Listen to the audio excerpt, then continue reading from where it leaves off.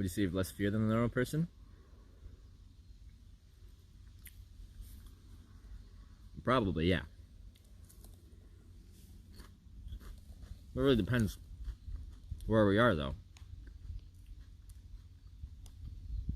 I feel like the more out there you get,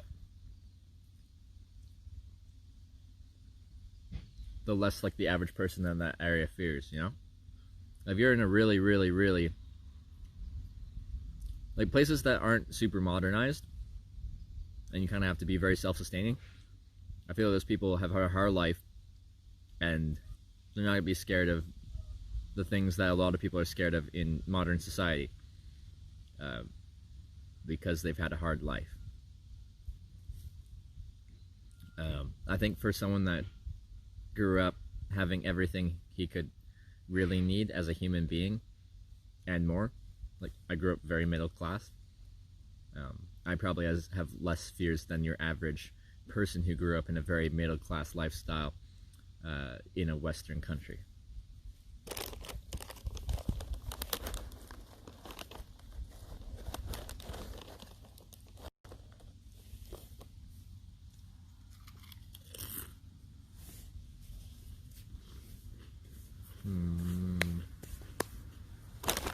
How beer do you want when you hit Regina?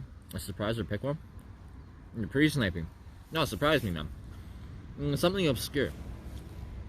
Something you think I wouldn't have had before, which is probably not very hard.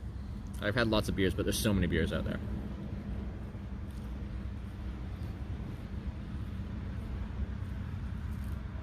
Be ignoring my pings? What are you pinging me about? Very middle class? It was just like, I'm from a pretty small town in Canada. I grew up in like a house with a backyard. Well, part of my childhood we had like a dog. My parents split, but I just switched between parents' houses every week. Like I was never hungry. I went to decent schools in town. I did okay in school. Like, it was a very normal middle class, what I'd call like middle class upbringing. Was that not? I got probably different people have different opinions of what middle class is, but I think that's probably middle class upbringing.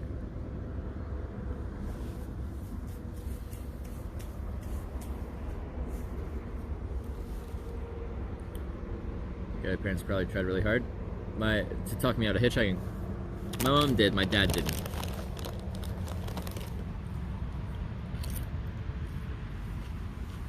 Where'd you grow up? Comox Valley, Vancouver Island. Really nice place. People love to retire there. We don't have rough winters, so rarely snows. By the sea level, because we're by the ocean. In the mountains, it snows.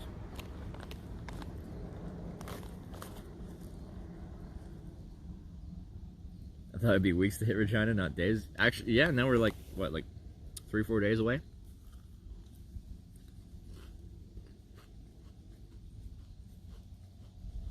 Where are you?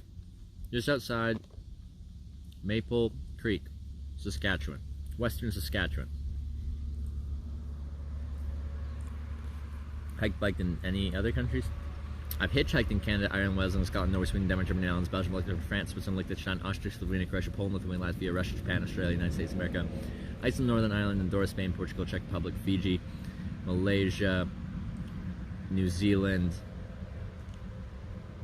Monaco, San Marino, Bosnia, Albania, Kosovo, North Macedonia. I've only biked in Canada.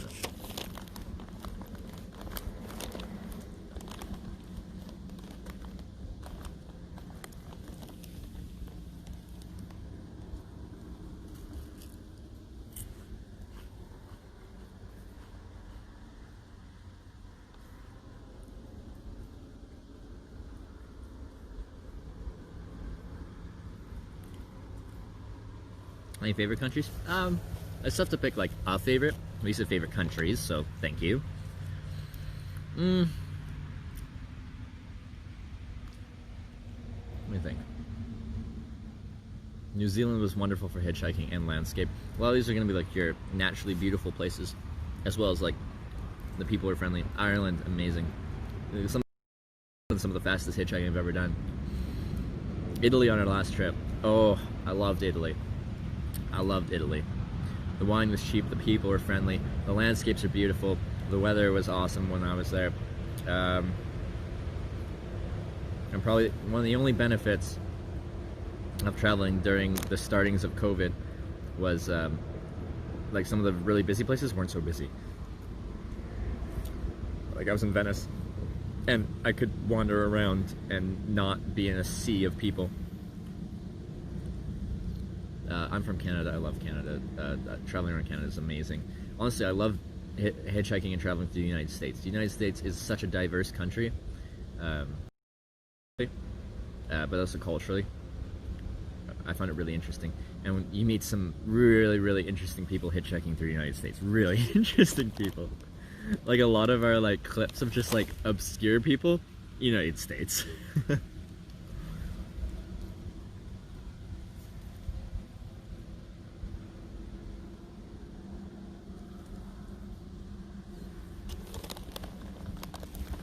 What else? Iceland, for like rugged natural beauty. Iceland's right up there, and the locals were super supportive of hitchhiking, which I love to see.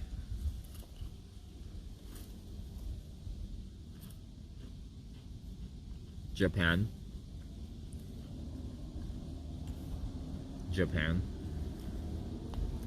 One of my favorite countries I've ever hitchhiked in Japan. Super curious people, super friendly. It was wonderful to get invited into their homes and see a little bit past like what you see walking. Getting brought into someone's home in a place like Japan was just like amazing for me to experience.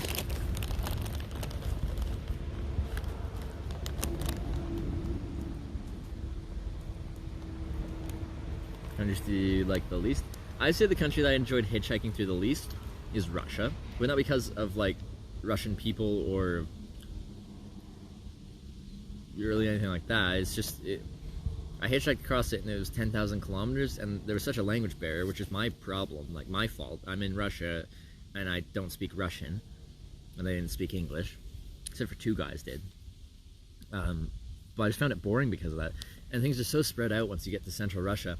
That's like, someone picks you up and they're driving 1,000 kilometers. It's like, yeah, through a translator I can translate a little bit, like we can force out a conversation, kind of learn a little bit about each other. But like eventually you're just gonna settle into the car. I'm not gonna try and translate for 10 plus hours. I drove with this one guy that picked me up for 3 days. And most of it was just me chilling, looking at the landscape, which doesn't change very quickly because it's Russia.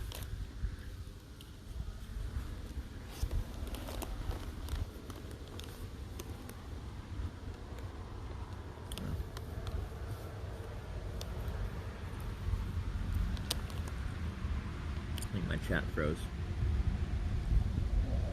Uh-oh. There it goes. There we go.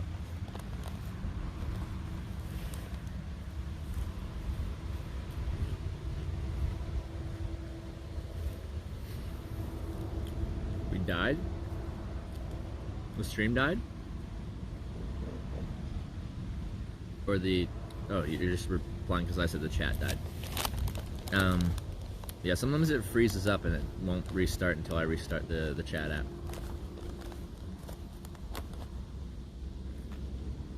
Get campsites or just find places? I just find places. I hate paying for campsites. Like, I really hate paying for campsites. There's so much unoccupied land that's not being utilized. It hurts my soul to pay for a piece of grass to set my tent on. There's so much land, especially in Canada.